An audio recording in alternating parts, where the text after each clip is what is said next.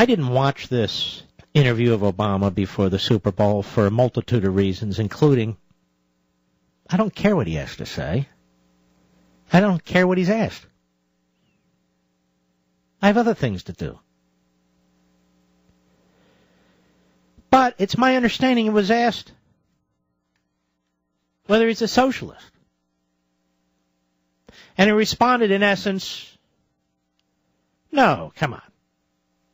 I've cut taxes. I haven't raised taxes at all.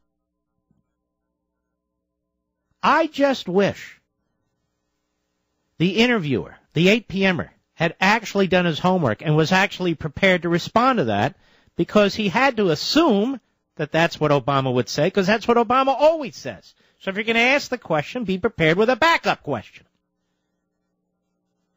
So let me help him, and let me expose the president as the liar that he is. As a matter of fact, he's a serial liar. And we talked about this before, when Obamacare was actually passed and the Americans for Tax Reform put out a statement last year. And our friends at CNSnews.com have reminded us. Let me tell you all the tax increases that Obama has put into the law. You ready?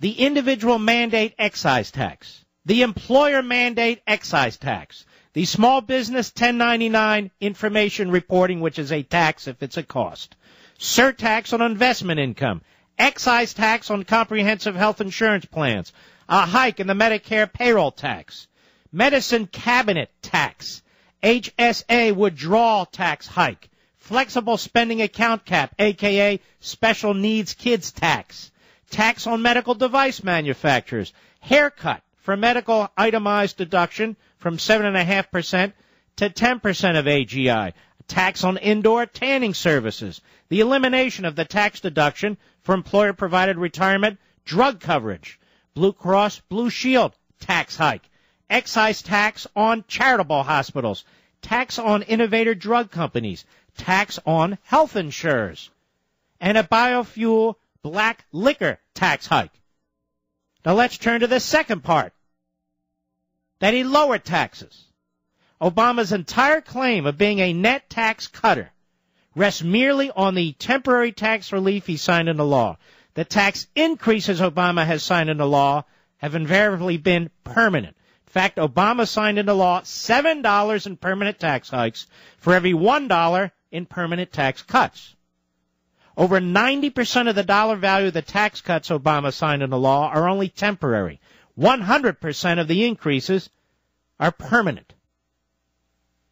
The net tax hike under Obama so far, $618.7 billion.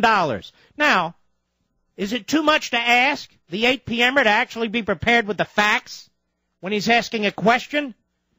Obama's been raising taxes left and right, and I haven't even gotten to his other statutes. Look at the taxes and the EPA regulations they're putting out and the impact on the economy. And by the way, these tax cuts, they include what I call these welfare payments. That is, payments to individuals who don't pay taxes. They're spreading the wealth, if you get my drift. Then Obama gives this speech at the State of Confusion address. Remember? Of course you don't. It was a stupid speech, but I'll remind you.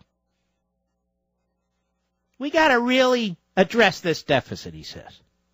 So he is going to attack discretionary spending. He's going to freeze it not just for 3 years, like he said last year, 5 years.